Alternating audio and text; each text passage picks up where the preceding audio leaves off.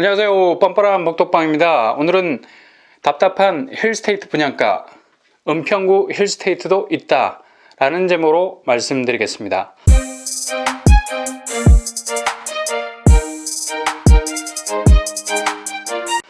은평구, 서울의 서북권 끝자락에 위치해 있죠. 끝자락은 늘 춥고 외로운 곳일까요? 그래서인지 몰라도 은평구는 몇 년 전만 해도 많은 사람들의 관심이라는 괄호 밖에서 어정쩡한 모습을 하고 있었습니다.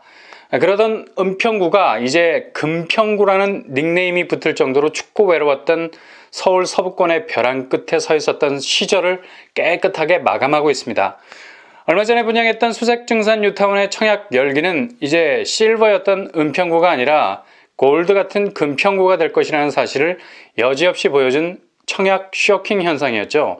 이러한 수색증산 뉴타운의 열기는 단지 일시적인 열병이 아니었습니다. 지금 은평구에서 진행되는 재개발 지역을 살펴보더라도 수색증산 뉴타운은 시작에 불과하다는 것을 알게 되죠. 지금 은평구에서 진행되고 있는 대역사에 가까운 재개발 지역은 바로 갈대불 지역입니다. 가련 1구역, 대조 1구역, 불광 5구역, 그리고 독바이 역세권 개발입니다. 이들 구역만 합쳐도 거의 9,000세대에 가까운 아파트 단지가 들어서게 됩니다. 많은 분들이 신축 아파트의 규모, 그러니까 얼마나 대단히 규모의 단지인가에 대해 관심을 많이 가지시죠. 이유가 뭡니까? 한 지역에 신축 대단지가 들어서게 되면 시세 블랙홀 현상이 일어납니다. 스티븐 호킹은 블랙홀이 시간을 왜곡시킨다 했죠. 이것은 단지 물리학에서만 적용되는 이론이 아닙니다. 아파트 시세에서도 분명히 일어나는 현상입니다. 대규모 신축 아파트가 들어서면 그 지역에서 지난 세월 시세면에서 월등한 우위를 보이던 단지들은 그만 그 상승세가 완전히 꺾이게 되죠. 혜성같이 등장한 대규모 신축 아파트가 과거에서 지금까지 이어진 아파트 시세라는 연결고리를 끊어버립니다. 그리고 그 모든 아파트 시세를 자기 앞으로 소환해버리죠. 왜 대장단지라는 말이 등장했겠습니까? 대규모 신축 아파트 시세가 주변 구축 아파트 시세들을 쓰러뜨리기 때문입니다. 그래서 대장단지라고들 부르죠. 이때부터 시간이 거꾸로 흐르게 됩니다. 이제는 새롭게 등장한 신축 아파트가 처음이 되고 마지막이 되는 겁니다. 시세의 기준이 된다는 얘기죠. 그래서 시간의 왜곡이 벌어지는 겁니다. 이런 이유로 신축 아파트, 더군다나 대규모 단지가 무서운 겁니다. 은평구에서 가련, 대조, 불광이 재개발을 완성하게 되면 매머드급 신축 아파트 단지들이 되기 때문에 은평구 아파트의 시세는 이때부터 다시 그 역사를 쓰게 될 겁니다. 대체적으로 은평구는 저평가가 된 곳이었죠. 지금에서야 사람들의 눈에 들어오기 시작하면서 시세가 오르기 시작했지 여전히 서울의 다른 지역보다는 분양가가 그리 높게 책정되지 않았습니다. 수색증산 뉴타운이 1,900만원대 아니었습니까? 이렇게 따지고 보면 고덕강일 지구의 힐스테이트 리슈빌 분양가보단 확실히 낮은 가격으로 분양시장에 나올 것은 분명합니다.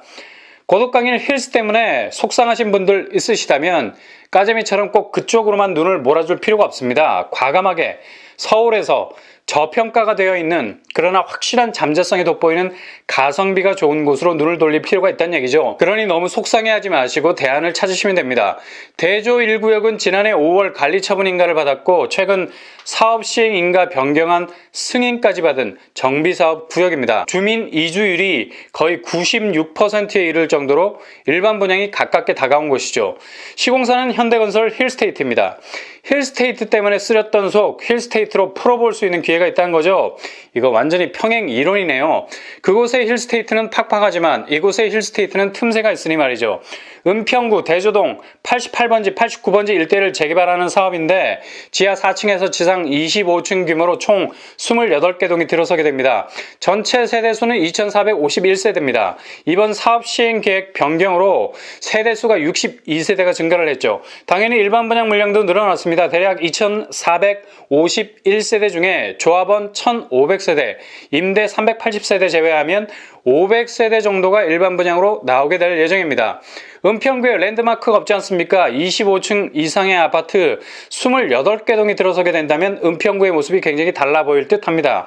그리고 사업 시행 변경안 중에는 단지 내 스카이 라운지와 테라스를 추가해서 이런 랜드마크적인 연출을 더 화려하게 할 수 있게 됐다는 얘기죠. 평형 타입은 51제곱 93가구, 59제곱 893가구, 74제곱 512가구, 84제곱 526가구, 114제곱 44가구로 구성이 되어 있습니다. 청약자들이 실질적으로 선택할 수 있는 평형대를 내놓았다고 할 수 있겠네요. 그렇다면 대조 1구역 입지 어떨까요? 3호선, 6호선 불광역은 도보로 7분 정도 걸립니다. 그리고 6호선 역천역과 8분 정도 떨어져 있습니다. 6호선 구산역과도 7분밖에 떨어져 있지 않죠. 거의 트리플 역세권입니다. 게다가 연신내역이 1km 내에 위치해 있습니다. 도보로도 충분히 닿을 수 있는 거리입니다. 연신내는 사실 은평구 내에서 중심 역할을 한 곳 아닙니까? 대체로 이곳 상권이 잘 형성이 돼 있죠. 그러나 과거의 영광이 점점 쇠락해가는 듯한 느낌이었는데요. 연신내역을 일거에 떠오르는 별로 만들어줄 교통호재가 있죠. 바로 GTX A 노선이 연신내역을 지나간다는 겁니다. 이렇게 되면 은평구의 지하철 동선이 훨씬 좋아지게 됩니다. 은평구에서 여의도, 광화문을 가기에는 비교적 수월하지만 강남을 가기에는 조금은 애매한 포지션을 가지고 있었거든요. 그러나 GTX A 노선이 생기게 되면 서울역까지 4분, 삼성역까지 9분밖에 걸리지 않게 됩니다. 대조 1구역 힐스테이트에서 강남 가려면 연신내역으로 가서 GTX A 노선을 이용하면 10분 안에 강남에 도착하게 되는 거죠. 은평구와 강남의 물리적 거리가 이렇게 획기적으로 줄어들 수 있게 된다는 겁니다. 이렇게 되면 은평구는 만년 은메달리스트가 아니라 정말 시상대의 맨 꼭대기에 서서 환희에 가득 찬 표정으로 금메달을 깨물 수 있는 금평구가 될 수 있는 잠재성이 많다는 얘기입니다.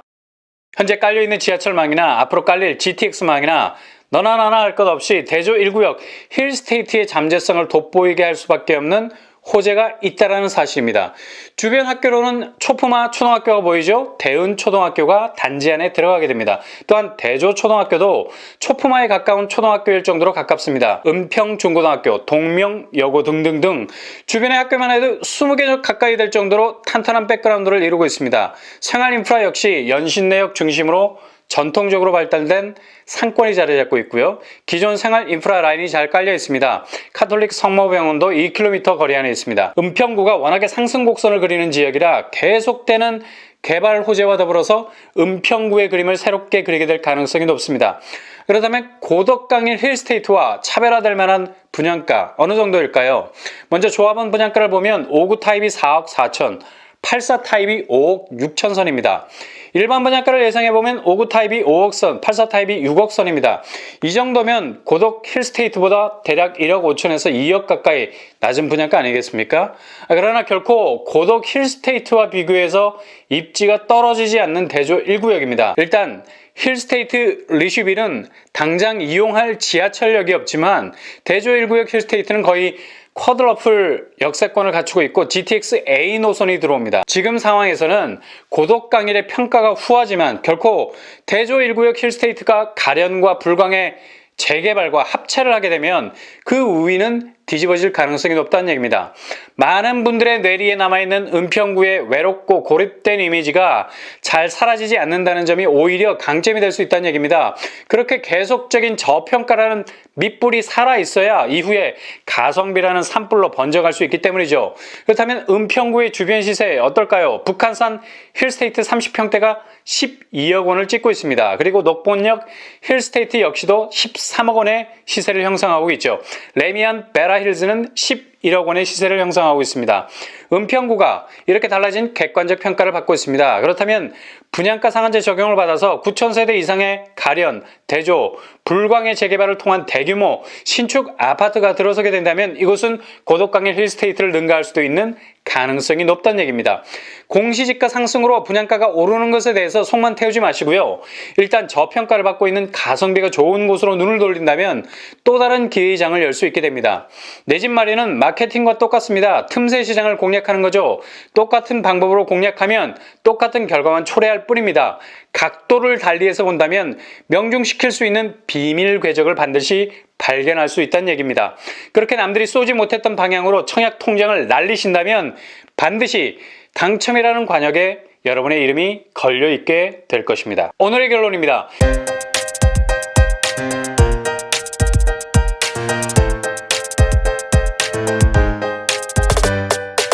대조 1구역 힐스테이트는 첫째, 내년 상반기 분양을 앞둔 가성비 좋은 아파트입니다. 둘째, 높은 입지적 잠재성을 가지고 있습니다.